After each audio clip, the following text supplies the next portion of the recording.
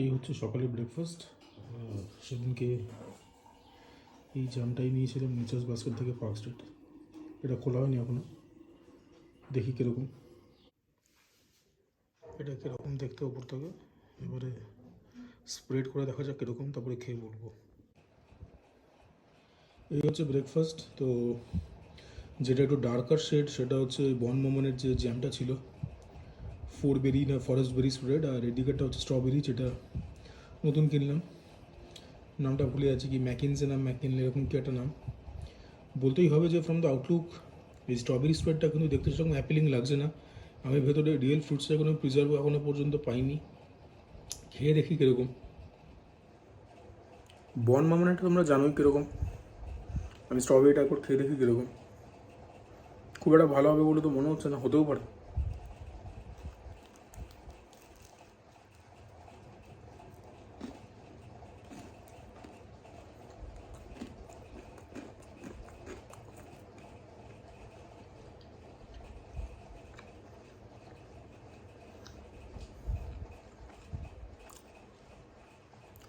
এটা ভালো, কিন্তু যদি অ্যাকচুয়াল ফ্রুটসের কিছু প্রিজারভেটিভ পেতাম, প্রিজারভেটিভ বলা ভুল, অ্যাকচুয়াল ফ্রুটসের যদি কিছু প্রিজার্ভড পিসেস পেতাম তাহলে হয়তো বেটার লাগতো।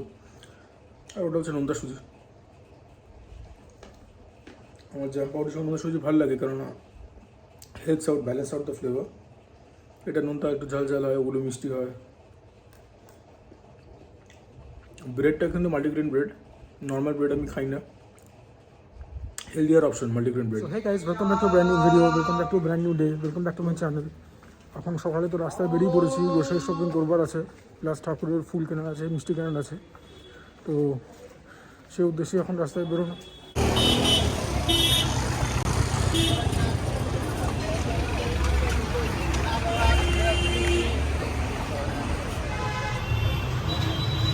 মিষ্টি কিনবো এবারে।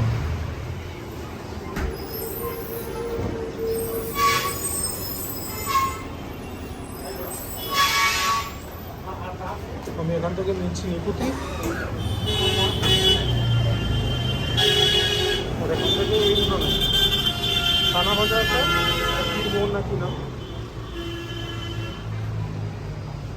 বাজার করে চলেই এলাম। তো এক্সট্রিমলি সরি যে মিষ্টি দোকানে পরে আর কিছু দেখাতে পারলাম না। ওই সবজির জায়গাগুলোতে এত ভিড় থাকে যে সেখানে এক হাতে মাল পাওয়া, দ্বিতীয় হাতে মোবাইল নিয়ে রেকর্ড করা, তারপরে দামাদামি করা, নেগোসিয়েশন করা, জিনিসপত্র পছন্দ করা, সবটা মিলিয়ে হয়ে উঠলো না। Extremely sorry. যদি কখনও কোনো দিন সম্ভব হয় নিশ্চয়ই দেখাবো। লাইফস্টাইলের মধ্যে ওগুলোও পড়ে, কিন্তু প্লিজ এক্সকিউজ মি, অতগুলো কাজ একসঙ্গে ঠিক সামনে উঠতে পারলাম না। চান টান করে একদম রেডি হয়ে গেলাম। পুজো দেওয়া হয়ে গেছে, টি শার্টটা চেঞ্জ করলাম আমি। আচ্ছা, আজকে ওয়েডনেসডে বাই দ্য ওয়ে। তো ইন জেনারেল আমি ওই স্যাটারডে নাগাদ ড্রেস চেঞ্জ করি, আর যেহেতু খুব একটা বাড়িতে থাকা হয় না, তো সেজন্য টি শার্ট আবার মানে উইকলি একবারই চেঞ্জ করি। তো এখন ভাবলাম যে এতগুলো টি শার্টস আছে, আমি কার জন্য রাখছি এগুলো। আর শীতকাল ছাড়া গরমকালে তো যা অবস্থা কলকাতায়, গায়ে কিছু রাখাই যায় না। তো মিডল অফ দ্য উইকে ওয়েডনেসডে টি শার্টটা চেঞ্জ করে নিলাম, অনেকটা ফ্রেশ লাগছে। বাই দ্য ওয়ে, আজকে থেকে কিন্তু ইন্ডিয়া সাউথ আফ্রিকার ওডিআই সিরিজ চালু হচ্ছে। 3টি ওডিআই আছে। বলতেই হবে যে টেস্ট সিরিজের উপরে অনেক এক্সপেকটেশন ছিল, ভেবেছিলাম জিতে যাবে, তো সেটা তো হলো না। আর এখন তো India team is going through some kind of a transition, টার্মোয়েলও বলতে পারো। বিরাট কোহলি হঠাৎ করে ছেড়ে দিল test captaincy. There are rumours going around যে বিসিসিআইয়ের সঙ্গে ওর একটা মনোমালিন্য চলছে। There is some kind of rift between BCCI and Virat Kohli. আর ওডিআই সিরিজটাও কী হবে কিছু বলা যাচ্ছে না। There are a lot of expectations from this Indian team, কারণ আগে যখন ইন্ডিয়ান টিম ওভারসিজ গিয়ে জিততো, be test be ODIs, that would have been an aberration. কারণ আমরা জানতাম যাবে হারবে, কারণ বাকি টিমরাও তো ইন্ডিয়াতে এসে খুব একটা জেতে না। আমি ইন্ডিয়াকে ছোটো করে বলছি না, বাট এখন ইন্ডিয়ান টিম কিন্তু বাইরে গিয়ে কনসিস্টেন্টলি জিতছে এবং সিরিজও জিতছে। অস্ট্রেলিয়াতে 2বার জিতলো, ইংল্যান্ডে উই আর হেড 2-1। তো ভেবেছিলাম এই weak, relatively weak South Africa সাইডকে তুড়ি মেরে হারিয়ে দেবে, এবং প্রথম টেস্টে জিতেও গেছিলো কোয়াইট কনভিনসিংলি। তা সত্ত্বেও টেস্ট সিরিজ হেরে গেল 2-1। তো ওডিআই সিরিজও কী হবে বলা যাচ্ছে না। K L Rahul is going to lead the side. Virat Kohli তো রয়েছেই, রোহিত শর্মা নেই। কে এল রাহুলের ক্যাপ্টেন্সি কীরকম হবে না হবে, that's a big question mark. আইপিএলে তো পাঞ্জাবের হয়ে ক্যাপ্টেন্সি করে, খুব একটা ভালো রেজাল্ট কোনোবারই করতে পারেনি। আমার মনে হয় না ও লিডারশিপের আন্ডারে পাঞ্জাব কিংস 11 একবারও ওই কোয়ালিফায়ার রাউন্ড পেরিয়ে সুপার, ওই যে মানে লাস্টের যে রাউন্ডগুলো হয় আর কি, নক আউট স্টেজে যে গেছিলো, তো দেখা যাক, হতেও পারে যে এই টিমের সঙ্গে he will be able to perform in a better manner. আর রোহিত শর্মা তো এমনিতেও মানে ওডিআই মানে হোয়াইট বল ফরম্যাটের ক্যাপ্টেন অফিসিয়ালি, ও ইঞ্জুরির জন্য নেই, ও এলে পরে হয়তো অন্যরকম হবে। লাস্ট উইকেন্ড একটু বিরিয়ানি বাকি ছিল, একটা অমলেট নিয়ে নিলাম, এটা দিয়ে এবারে দুপুরবেলা লাঞ্চটা হয়ে যাবে। বিরিয়ানি খুব একটা বেশি নেই, এরপরে যদি দরকার পড়ে একটু ভাতও খাবো ওই একটুখানি মুরগির আচার দিয়ে। তো উইকডেজের মধ্যে একটা ছোট্টখাটো চিট মিল হয়ে যাচ্ছে না চাইতো, তো হাসি ধরে রাখতে পারছি না, প্লেটে সুস্বাদু খাবার আছে। খাওয়া দাওয়া করে আমিও রেডি হয়ে গেছি, আর ভালো খাওয়া দাওয়া হলো। মুখের মধ্যে যেটা চুষছি সেটা হচ্ছে একটা ভিটামিন সি, অল্টিয়াসের ইমিউন সিজের নাম মেডিসিনটা। আর এখন ডেজার্ট হিসেবে খাবো হচ্ছে এটা, যখন চিটমিল হচ্ছে ভালো করে হোক। ক্যাডবেরিজের ফিউজটা জাস্ট দুর্দান্ত লাগে খেতে এই জনারে, মানে এই 5 স্টার মতো যে এরকম বারগুলো হয় যেগুলোর মধ্যে নাটস থাকে, তার মধ্যে আমার মনে হয় ফিউজটা বেস্ট। আরও আছে মার্কেটে স্নিকার্স হ্যান ত্যান, তবে এই জনারের মধ্যে ফিউজটা আমার অসাম লাগে, জাস্ট মারাত্মক লাগে। এটা হচ্ছে সেকেন্ড ড্রাই কেক যেটা ফুডিস থেকে আনা হয়েছিল। তো আগেরটার এখন আর খুবই অল্প পিসেস বাকি আছে ওই রামেন রিজন, তো এখন এটাকে খুলবার পারফেক্ট টাইম। তো এটা আনবক্সিং হোক। এটা হচ্ছে date and walnut cake by the way. আচ্ছা, এটার এখানে স্টিকারটা এখনো লেগে আছে, ওর জন্য খুলছে না। তো এটার এই হচ্ছে আনবক্সিং।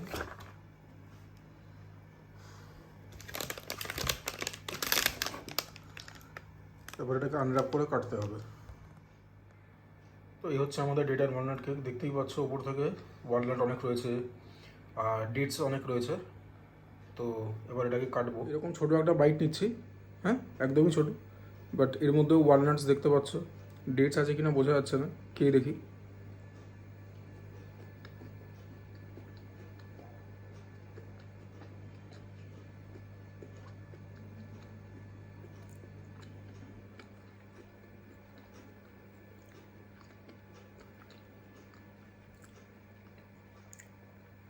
এই কেকটাও আগের কেকটার মতো তিতকুটে ভাগ প্রয়োগটা নেই।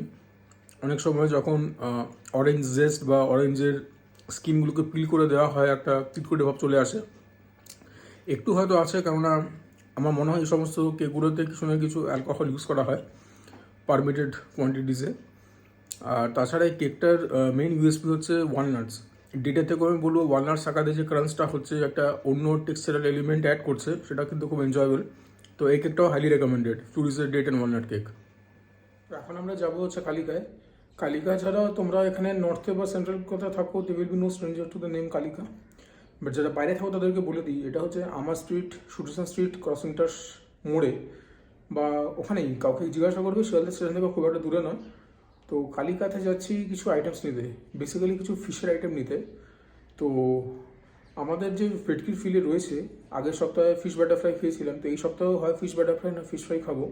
আর লাস্ট 3টে পিস বাকি আছে, তো কালিকা থেকে একবার নিয়ে এসে শনিবার দিন খেয়ে বলবো যে উইচ ওয়ান ইজ বেটার, বাড়ির তৈরি না বাইরের কেনা।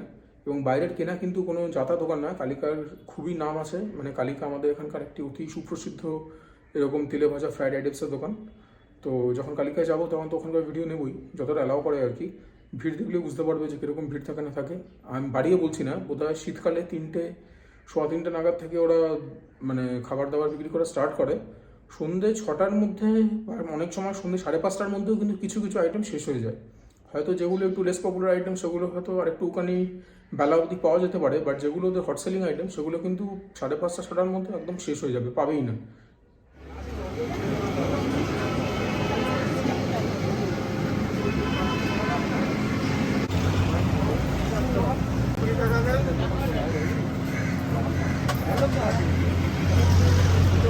আমাদের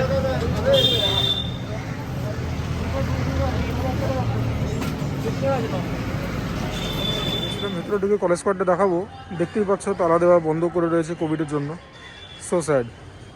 তো আমাদের কালিকা থেকে খাবার কেনা হয়ে গেছে, একটা মাটন কাটলেট নিয়েছি, একটা ফিশ রোল নিয়েছি, আর একটা ফিশ ফ্রাই নিয়েছি ভেটকি। ফিশ রোলটা হচ্ছে ভোলা ভেটকি। তো এখানে সব আছে। হাই গাইস, তো বাড়িতে চলে এলাম কেনাকাটা করার পরে। একটা ফিশ রোল নিয়েছি, একটা ফিশ ফ্রাই নিয়েছি, আর একটা নিয়েছি মাটন কাটলেট। তো ফিশ ফ্রাইটা বলছে মানে লেখাই রয়েছে পিওর ভেটকির, আর ফিশ রোলটা লেখাই রয়েছে যে ভোলা ভেটকির, আর একটা মাটন কাটলেট। তো এটা আমার ভালো লেগেছে এই ট্রান্সপারেন্সিটা। আমি তো আগেও খেয়েছি, ব্লগের মধ্যে আমি প্রথমবার বলছি। ওদের ফিশ রোলটা কিন্তু খেতে সত্যিই খুব ভালো হয়। Although it is made of bhola bhetki, খেতে কিন্তু খুবই ভালো হয়। মাটন কাটলেটটাও খেতে মন্দ হয় না। আমি ফিশ রোল এদের আগেও খেয়েছি, খুব একটা ভালো লাগেনি। বাট জাস্ট ফর কম্প্যারিজন সেক আমি খেয়ে বলবো যেদিনকেই খাবো উইকেন্ডে তো কোনটা বেটার। একটু বড়ই টস হবে। যেটা প্রবলেম সেটা হচ্ছে যে ইন্ডিয়া কিন্তু অনেকগুলো রান এক্সট্রাস কনসিড করে দিয়েছে। I mean extras I mean overthrow দিয়ে কিন্তু দুটো বাউন্ডারি তো আমি দেখেছি। তাছাড়াও আর কতগুলো মিসফিল্ডিং করে রান কনসিড করেছে আমি জানি না, minimum 10 runs, which can be very expensive at the end of the day. আর আরেকটা কথা বলে রাখি, সেটা হচ্ছে যে পুষ্পা বলে একটা সিনেমা, তো আমরা নিশ্চয়ই এতদিনে জেনে গেছো, সিনেমাটা খুব শোরগোল ফেলেছে। আমার দেখা হয়নি এখনও, ইচ্ছা আছে উইকেন্ডের মধ্যে দেখে নেওয়ার। এমনিতেও উইকেন্ডে আমার সেরকম কোনো কাজ নেই, আমি এই সপ্তাহে বাইরে আর কোথাও বেরোচ্ছি না। আর খুবই ইচ্ছে ছিল, তোমাদের সঙ্গে শেয়ার করেছিলাম জুতে যাওয়ার, কিন্তু জু তো বন্ধ করে দিয়েছে। আর যেটা ভালো খবর সেটা হচ্ছে যে কলকাতা বুক ফেয়ার সেটা মোস্ট প্রবাবলি খোলা থাকবে, কেননা আমাদের ওয়েস্ট বেঙ্গল গভর্নমেন্ট ডিসিশন নিয়েছে যে মেলা হোক বা কোনো ফেয়ার হোক যেগুলো কিনা ওপেন এয়ারে হবে সেগুলোতে পারমিটেড অবস্থাতে এবং অবশ্যই কোভিড প্রোটোকলস মেনে ফেয়ার হতে পারে। তো আমি এক্সপেকটেশন রাখছি যে ইন্টারন্যাশনাল বুক ফেয়ার কলকাতা সেটা হবে। বুক ফেয়ার হলে তো সেখানে যাবই, বাট এই উইকেন্ডে আমি মনে হচ্ছে না কোথাও যাবো। তো পুষ্পাটা দেখবো। বাই দ্য ওয়ে পুষ্পার একটা গান আছে শ্রীবল্লী, হিন্দি ভার্সনটা গেয়েছে জাভেদ আলী, আর তেলেগু তামিল এগুলো গেয়েছে শ্রীরাম বলে ওদের সাউথের একটা সিঙ্গার। ওদের কেন বলছি, আমাদের ইন্ডিয়ারই একজন সিঙ্গার। তো সাউথের থেকে এরকম এক একখানা মানে জুয়েল যা বেরোয়। শ্রীরাম যে গানটা গেয়েছে কি সুন্দর, জাভেদ আলীও খুব ভালো গেয়েছে, কিন্তু শ্রীরামের গলাটা যেন আরও মিষ্টি। তোমরা কমেন্টে আমাকে জানাও তো তোমাদের কাদের কাদের শ্রীবল্লীর হিন্দিটা বেশি পছন্দ হয়েছে আর কাদের কাদের তেলুগু ভার্সনটা বেশি পছন্দ হয়েছে। আমার তো তেলুগু ভার্সনটা ফাটাফাটি লাগছে, হিন্দিটাও কোনো অংশে কম নয়। বা তেলুগুতে শ্রীরামের ভয়েস টেক্সচারটা খুব মিষ্টি, আর সেটাকে দেখতেও সুন্দর, একদম হিরোর মতো দেখতে। সাউথ আফ্রিকার ব্যাটিংটা শেষ হয়ে গেল, তোরা 296 রান তুললো। বলতেই হবে যে ইন্ডিয়ার fielding was not up to the mark, ওভারথ্রোসে প্রচুর রান দিয়েছে। আর আমি একটা জিনিস নিয়ে খুবই পাজেলড, সেটা হচ্ছে যে যারা ফলো করো ইন্ডিয়ান ক্রিকেট তারা জানবে যে আমি মানে আমার সঙ্গে রেজোনেট করতে পারবে আর কি, আমার সঙ্গে রিলেট করতে পারবে যে কিছু সিলেকশন চয়েসেস নিয়ে আমি অবাক হয়েছি। প্রথম কথা হচ্ছে KL রাহুল একদিন 50 ওভার ফরম্যাটসে মিডল অর্ডারে ব্যাট করছিল, ওপেন করছিল, তারপরে ওকে মিডল অর্ডারে নিয়ে আসা হলো, কারণ ওপেন করে Rohit Sharma, Shikhar Dhawan, both are established and both do their jobs pretty well. যখন Rohit Sharma absent because of injury, হঠাৎ করে KL রাহুল কেন ওপেনে গেল? ওপেনার্স তো রিজার্ভ রয়েছে, ঋতুরাজ গায়কোয়াড় রয়েছে, পৃথ্বী শ রয়েছে, আরেকটা প্লেয়ার যেটা RCBর হয়ে খেলে দেবদত্ত পাডিক্কর ও রয়েছে, আমি জানি না স্কোয়াডের মধ্যে নিয়েছে কিনা। তারপরে মায়াঙ্ক আগরওয়াল রয়েছে যে টেস্ট খেলেছিল, মায়াঙ্ক আগরওয়ালকে বোধহয় ODI স্কোয়াডে রাখেওনি। তো একটা মিডল অর্ডার ব্যাটসম্যানকে হঠাৎ করে তুমি পাঠিয়ে দিচ্ছ 50 ওভার ফরম্যাট ওপেন করতে, যেহেতু সে টেস্ট ওপেন করে। এটা আমার খানিকটা ভুল সিদ্ধান্ত লাগে। সেকেন্ড অফ হলো যে ভেঙ্কটেশ আয়ারকে তুমি খেলাচ্ছ অ্যাজ অ্যান অলরাউন্ডার, ওকে দিয়ে একটা সিঙ্গেল ওভার বল করাওনি, not even a single over. সেখানে শার্দুল ঠাকুর প্রচুর মার খেলো। থার্ড হচ্ছে শার্দুল ঠাকুর লিমিটেড ওভার্সে কতটা কার্যকরী, এটা নিয়ে একটা খুব বড় প্রশ্ন। কারণ IPL-এ যদি ওর রেকর্ডস উঠিয়ে দেখে নাও, ও CSK-র হয়ে খেলে, চেন্নাইয়ের হয়ে, ওর রেকর্ডস কিন্তু খুবই অ্যাভারেজ। ও প্রচুর রান দেয়, উইকেটও সেরকম পায় না। আরেকটা বোলার আমি জানি না ইন্ডিয়া স্কোয়াডে রয়েছে কিনা, দীপক চাহার। দীপক চাহারকে না নেওয়ার একটাই কারণ হতে পারে যে ও similar kind of bowler to Bhuvneshwar Kumar, তো দুজনকে একরকম টাইপের বোলার খেলাবে ওর জন্য। বাট আমার মনে হয় দীপক চাহার ওর থেকে better alternative in limited ওভার্স format game.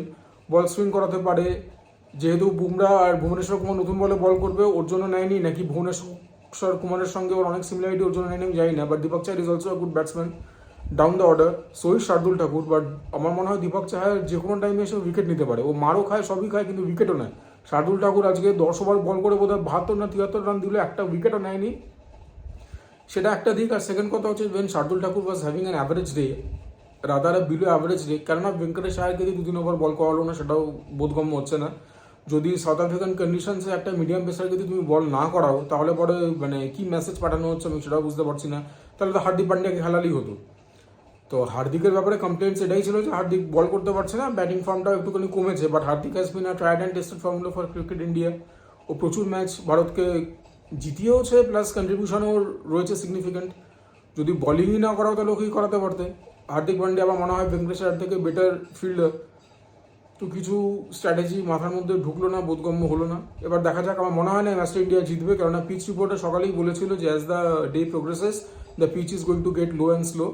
তো 296 রান দক্ষিণ আফ্রিকা করে দিয়েছে। এবার ভারতকে যদি এটা মানে চেস করতে হয়, they will have to score at almost 6 runs per over at তার মানে রানা বল, হাইলি আনলাইকলি।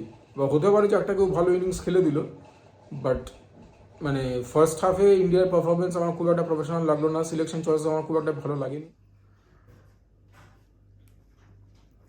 মোটামুটি এতগুলো কোকার নুডলস কিনে নিয়েছিলাম সেদিনকে স্পেন্সার্স থেকে। কয়েকদিন আগের একটা ভিডিওতে সেটা কভার করেছিলাম। এর মধ্যে থেকেও আমি বোধহয় 3টে খেয়ে নিয়েছি, এখন এতগুলো ফ্লেভার রয়েছে। তো ভাবছি এই কারি বা এই অরিজিনাল কারি এই দুটোর মধ্যে একটা খেয়ে নেবো। So guys, this is my dinner, a bowl of hot and piping noodles. এটা কোকা নুডলস। আমি আগের দিনও বলছিলাম যে আমার ম্যাগি নুডলস থেকে তো অনেক বেশি টেস্টি লাগলো। হ্যাঁ, ম্যাগি নুডলস থেকে এক্সপেন্সিভও বেশি। একটা ম্যাগি নুডলসের যা দাম, এটার দাম তার দ্বিগুণ, but it is really tasty. ওই 40 থেকে 55 টাকার রেঞ্জের মধ্যে পাওয়া যায়। আর হাইলি রেকমেন্ডেড, তোমরা যদি কখনো স্পেন্সার্স যাও বা অনলাইনেও অর্ডার করতে পারো বিগ বাস্কেট থেকে। তো তো তো এটাই আজকে রাত্রের আমার ডিনার, কেননা আজকে কিছুই বানানো হয়নি, প্লাস সেরকম খিদেও নেই। দুপুরবেলা যেগুলো আগের দিনে খাবারগুলো শেষ করতে হতো, ফ্রিজেও জায়গা কমে আসে, আর রাত্রিবেলা এটা খেয়ে নেবো, তো মোটামুটি পেট ভরে যাবে। আর খেলাটা দেখছি, এখন অ্যাডভার্টাইজমেন্ট হচ্ছে, যাই হোক। তো ইন্ডিয়া স্টার্টটা তো খুব ভালো করেছিল, বাট তারপরে ব্যাক টু ব্যাক দুটো উইকেট চলে গেল ধাওয়ান আর কোহলি। তো এবারে তো ম্যাচ জেতা মুশকিল, কেননা এখনও মোটামুটি 135 থেকে 140 রান মতো বাকি আছে, 140 রানই ধরে রাখো। ব্যাট করছে ঋষভ পান্ত, শ্রেয়াস আয়ার, এরপরে ভেঙ্কটেশ আয়ার নিউ কামার, অশ্বিনের কোনো ভরসা নেই ব্যাটে, তারপরে শার্দুল ঠাকুর কোনো ভরসা নেই ব্যাটে। তো এই ম্যাচ এই অবস্থা থেকে ভারতের পক্ষে জেতা কিন্তু খুবই কঠিন। আর আমি আবারও বলছি, রাহুলের ওই মানে মেকশিফট অ্যারেঞ্জমেন্টস এই করে আমরা 2019 বিশ্বকাপটা হারলাম। রাহুলকে আনা হয়েছিল মিডল অর্ডারে, ধাওয়ানের আঙুলে ফ্র্যাকচার হলো অস্ট্রেলিয়ার সঙ্গে খেলতে গিয়ে, কামিন্সের বলে ধাওয়ান টিম থেকে আউট হয়ে গেল, ফোর্সড ইঞ্জুরি। রাহুলকে মিডল অর্ডার থেকে নিয়ে আসা হলো উপরে, মিডল অর্ডারে কাকে একটা আনা হলো এখন মনেও পড়ছে না, একবার ঋষভ পান্ত একবার অন্য কেউ। এই করতে গিয়ে ওয়ার্ল্ড কাপটা ডুবলো। এই সেম মিস্টেক ভারত রিপিট করে চলেছে KL রাহুলকে নিয়ে। একে একবার ওপেন করায়, একবার 4-এ খেলায়, 5-এ খেলায়, জানি না। আর এখন তো ও এই সিরিজটা ক্যাপ্টেন ছিল, কেন ব্যাপারটা অ্যালাউ করলো আমি জানি না। আমি আবারও বলছি, আগেও বলেছি, কোকো নুডলসগুলো খেতে খুব ভালো। আমি খাচ্ছি, আমি বলছি, এটার নামটা বোধহয় ছিল অরিজিনাল কারি ফ্লেভার। আমি এটার সঙ্গে একটা অমলেট নিয়ে নিয়েছি, খেতেও একটু টেস্টি লাগে, আর প্রোটিনটাও হয়ে যায় ইনটেক। খুবই সুস্বাদু, দেখতে পাচ্ছেন তো, ধোয়া উঠছে, ইটস পাইপিং হট। এত গরম খেলে মুখ পুড়ে যাবে।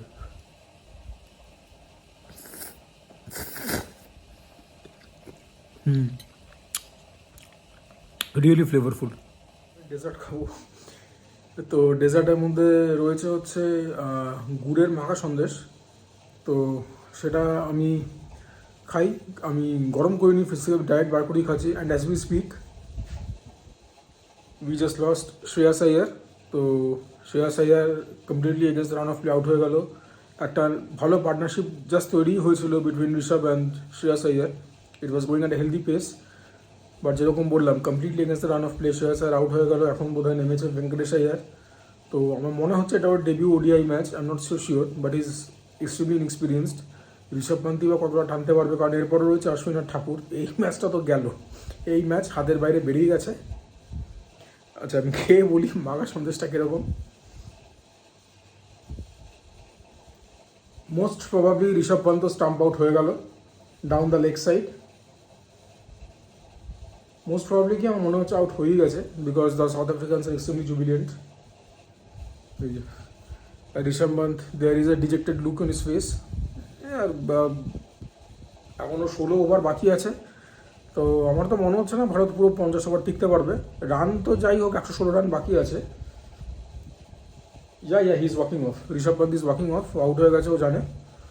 তো পুরো 50 ওভার টিকবে না। এরপরে অশ্বিন রয়েছে, আর শার্দুল ঠাকুর রয়েছে, আর মিরাকেল রোজ রোজ হয় না। Extremely disappointing. যাই হোক, সন্দেশটা খাই, এরকম দেখতে।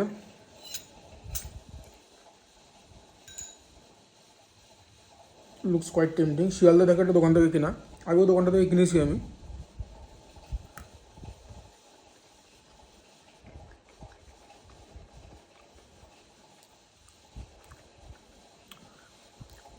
ঠিকঠাক খেতে,